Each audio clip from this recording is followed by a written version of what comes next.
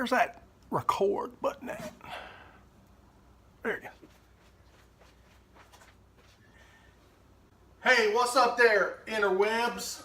This is Jeff coming to you live from the world headquarters of Off the Hoof Barbecue, better known as my kitchen or my garage. And today we're going to brine a turkey. So we thought we would go through some steps of brining a turkey. So first of all, let me get some gloves from behind my sign. Hit it up if you get a chance. Get a few gloves here. Always like to wear gloves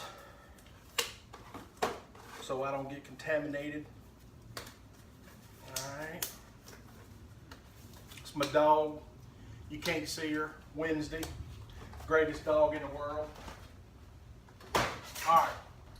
So we're going to start with a fresh turkey, not a frozen turkey, because we really don't want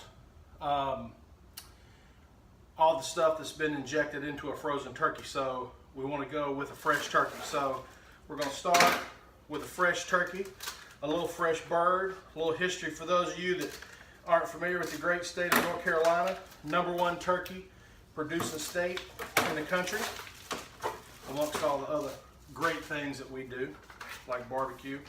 All right, so I got this little tray here, picked up on Amazon for 15 bucks. It's about 18 by 25. It's perfect for trimming up meat, injecting briskets, shoulders, ribs, turkeys. It's great. Your table don't get dirty. It's got a little lip. It's nice and sturdy. Probably put the link in the video to Amazon.com if you want one of these trays. So we're going to get this bird out of the bag here, if I can, without getting it all over myself and my dog. Try to keep some of the guts and the juice in this plastic bag. Alright. Over to the trash can. A few paper towels.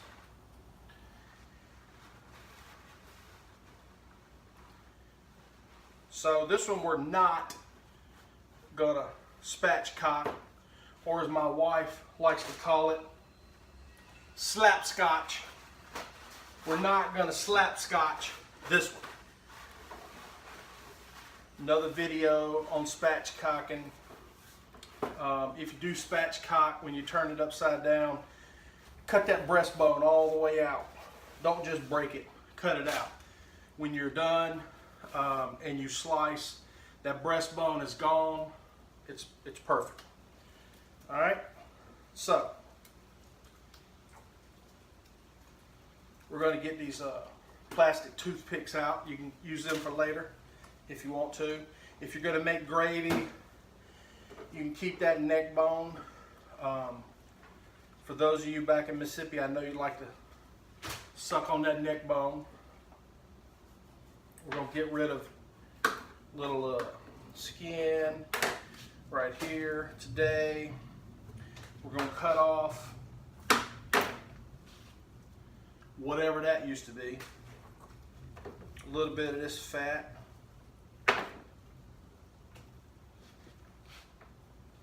We're just going to brine today. It's about 24 hours before we're going to cook. So we're going to do a simple brine for about the next 24 hours so we can get some moisture back in there. So a little science without being too scientific. Each meat's different. Poultry is different than pork, than beef, etc. But at a certain internal temp, roughly around 120, 125 degrees, the muscle will start to loosen up and start to let go of some of the moisture that's inside. It's trying to escape to the surface. So by brining this thing overnight and it's soaking up more liquid, when it lets go at about 120, 130 degrees, when you're cooking it, it just won't have a chance to get rid of all of the moisture. So it'll retain some moisture. So if you don't brine your poultry, you should start. All right.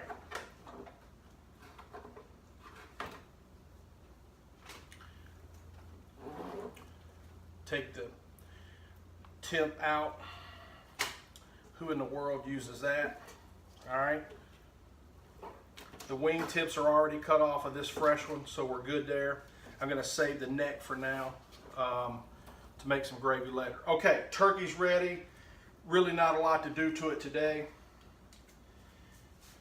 All right, so the brine. Top secret.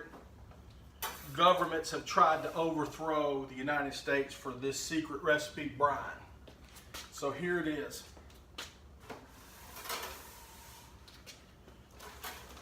Pretty simple. A gallon of water, a cup of kosher salt, and a cup of sugar. And that's it. So I'm going to do this bird in 2 gallons of water, 2 cups of kosher salt, and 2 cups of sugar. So some folks online heat it up. I don't heat it up. If you stir it long enough, it'll dissolve. So I'm just going to stir this until all my sugar and all my salt has dissolved.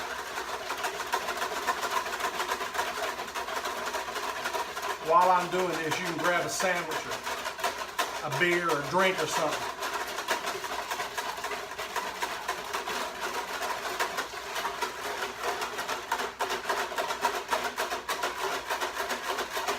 Hey dog, come here dog.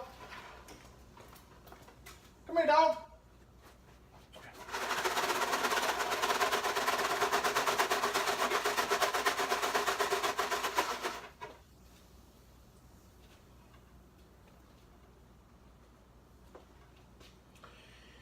All right, so I've been stirring about an hour. No, about 2 minutes. And my water's still a little cloudy, so that tells me that my salt and sugar's not dissolved. So a little bit more to go.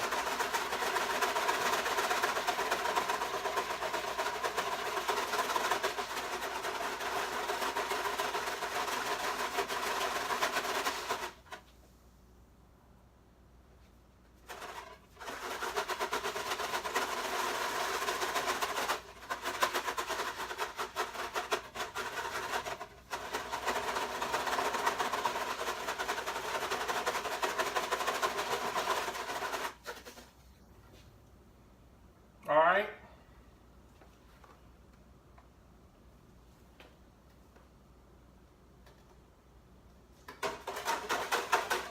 So I can see the bottom clearly.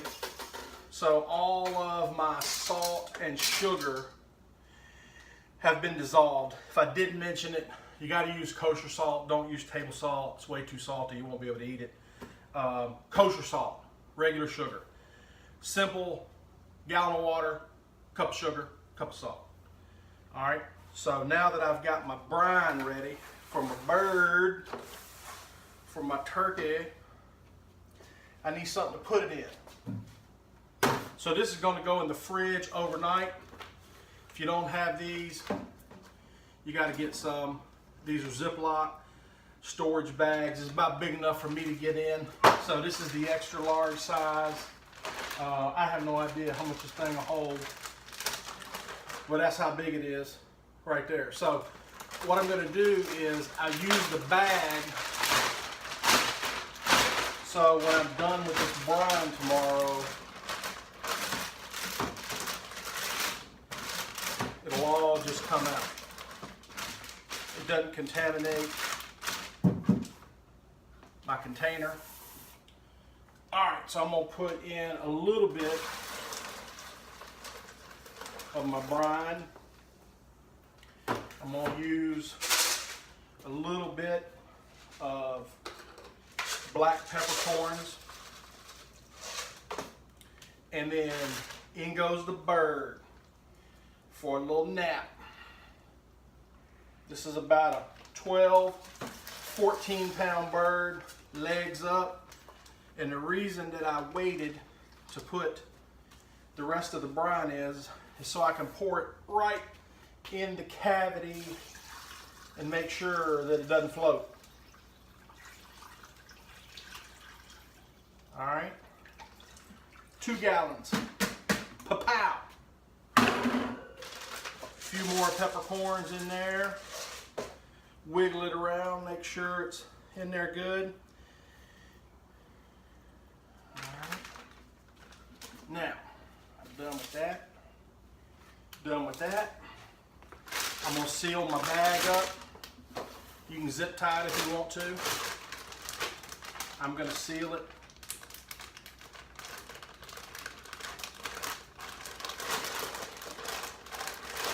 Push out some of that air so it'll go down underneath the lid.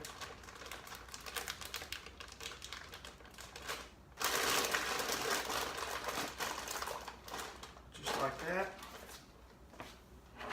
Top. Boom. In the fridge 24 hours. And then tomorrow when it's done, we'll inject it, rub it, and smoke it outside on Sir Smokes a Lot. All right? So, see you in 24 hours. Come on.